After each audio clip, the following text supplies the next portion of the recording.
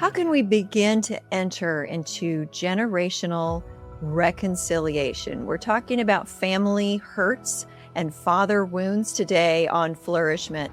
I'm your host, Tina Yeager, and today I have an incredible multi-talented guest with a poignant, heart-gripping personal story that he's sharing, and he's been so brave to do that. His name is Michael Charles Olson, and he's a singer and songwriter, a worship leader, and pastor on staff at the Church of the 1122 in Jacksonville, Florida. He's also author of the new book, Daddy Set the Church on Fire. Welcome, Michael. I am so glad to have you on Flourish-Meant today.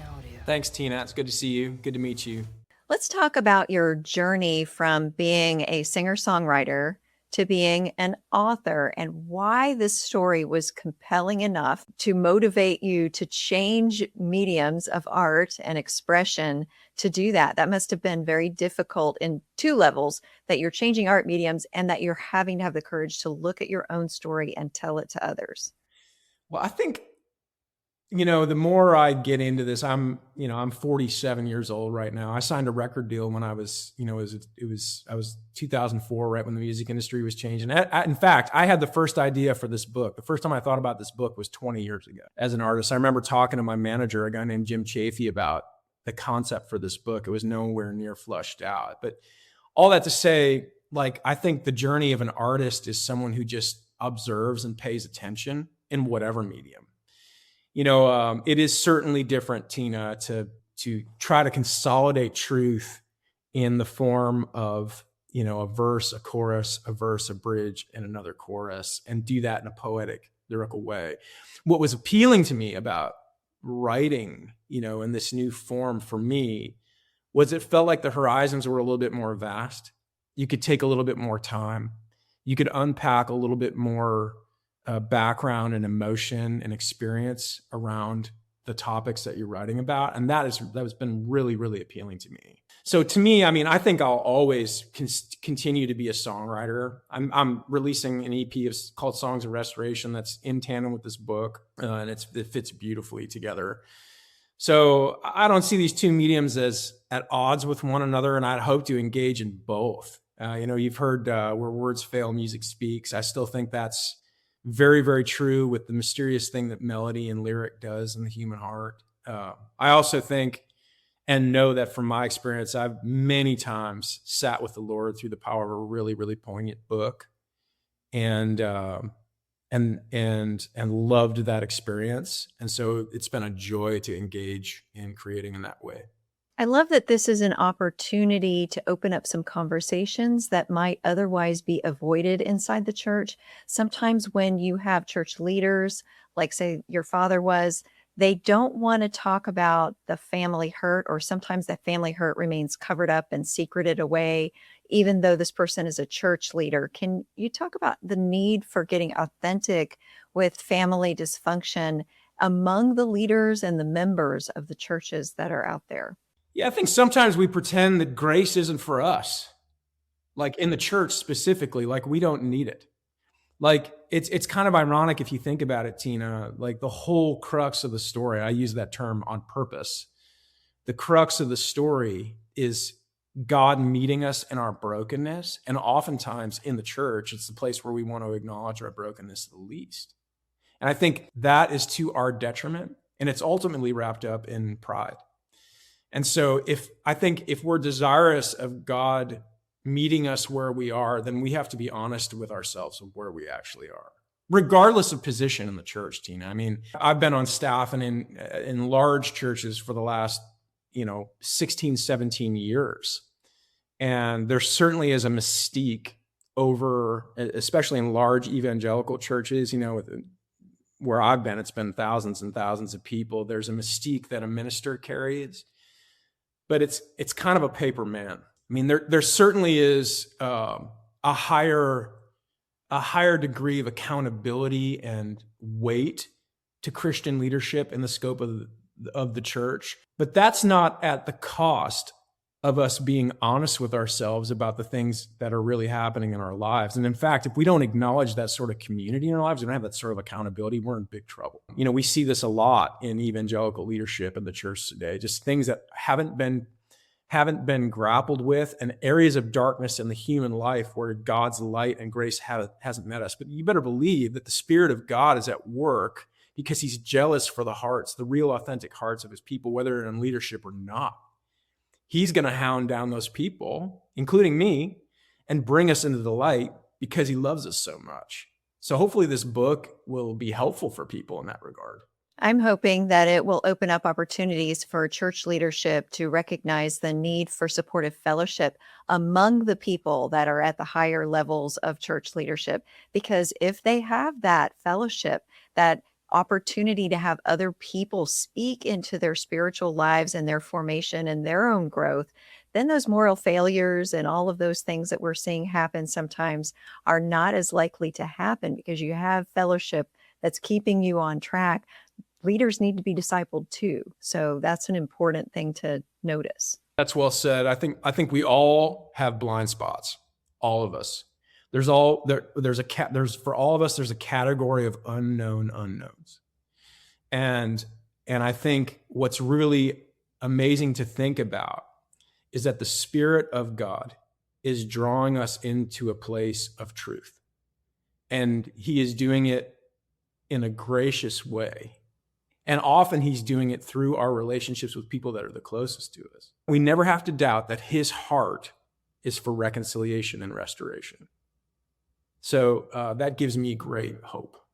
So let's talk about reconciliation and restoration. It doesn't just begin with identifying the hurt and being open with the hurt. You also talk about how to go back to restore relationships, perhaps even with the people that hurt you the most. That doesn't mean being unsafe or having no boundaries or any of those kinds of things, but how do you even begin that process? Talk about that a little bit. Yeah, I mean, I want to tread lightly here because I know there's so many of your listeners, Tina, that have such varied experiences, from abuse and all these things. And so I would echo the things that you already just said. I also think that there are wounded places in our lives that God is desirous of helping us walk into. The middle section of this book is about a relationship that I had with one of my closest friends that really, really took a toll in a crazy power struggle within the scope of a large evangelical megachurch. And we both were wounded through that. And we would say that, I would just, to give it away, he's one of the closest friends I have in my life to this day. In fact, he's helping me. We're working together making this EP. He's mixing the record for me, and it's such a joy. But we would both say that our lives shrunk because we were hurt, and we were both holding on to wounds for years, and we were the worst for it. And when we stepped into reconciliation and forgiveness, things expanded for us. To be quite honest with you, Tina, with my dad, this really didn't happen for me until after he died. Until after I lost my dad 10 years ago. And I didn't grapple with forgiving my dad and seeing him operating in his own wound until after he was gone. But I would tell you this, that even that being viewed in the light of God's grace toward him was a game changer for me as I go about raising the 3 sons that God's given me in this phase of my life. There's an amazing verse at the end of Malachi. This is right before 400 years of radio silence from heaven before John the Baptist shows up. And the prophet Malachi says, I'm going to send you one in the spirit of Elijah. He's talking about John the Baptist, who's going to turn the hearts of the fathers towards their children and turn the hearts of the children towards their fathers, lest I come and strike the land strike the land with utter destruction. Our lives, when we don't address these things, they get smaller. We don't live the abundant life. We're caught in a web of unforgiveness, of spite, and we're not stepping into the abundant life that God has for us to live in freedom. When we can apply the truths of reconciliation and grace, even in the midst of big wounds, that might include boundaries, it might include all kinds of things for the individual circumstances in your listeners' lives. But Jesus's plan for your life is to live abundantly and free and big. I would just encourage people to know that about the heart of God for them. So, recognizing these wounds that are deep, that are embedded in our family history is one step, but you also need to look to see if there's resentment and bitterness festering in that wound. And that needs to be pulled out and released and cleansed from us, not for the sake of the people that are being forgiven, but for your own sake. So that is not a wound that just continues to fester and become more of a problem in your overall spiritual and emotional and relational health. So I love that you're bringing this opportunity here. What is one main last point that you would like to leave with the audience today?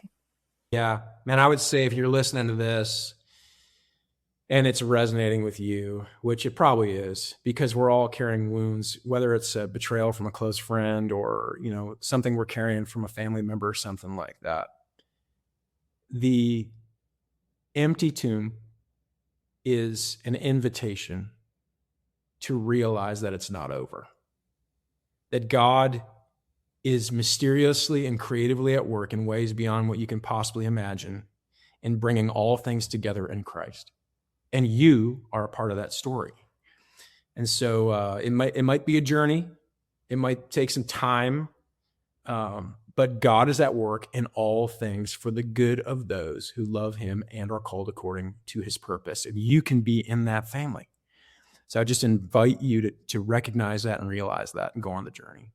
Michael, I know that you've got some beautiful ways to lyrically and in prose carry people on their journey toward healing, spiritual freedom, and that abundant life that you're talking about. How can they get in touch with you and get your music and your book, Daddy Set the Church on Fire? Yeah, thank you, Tina. Again, michaelcharlesolson.com is a great place. It's a hub for all things. There's a link to my Substack account. I try to interact with people through that. There's all my social stuff, Insta and Facebook. There's links to Spotify and Apple Music and YouTube. There's some fabulous stuff coming out in tandem with this book on the music side. And then www.daddysetthechurchonfire.com is a great place to interact and learn more about the book. I hope that all of you listening, if you or those you love have experienced generational wounds, family wounds in your life, have found a place where you can seek healing and restoration and freedom so that you can expand your spiritual, abundant life to what it is meant to be. And of course, I also hope that you will come back for the next episode of Flourishment.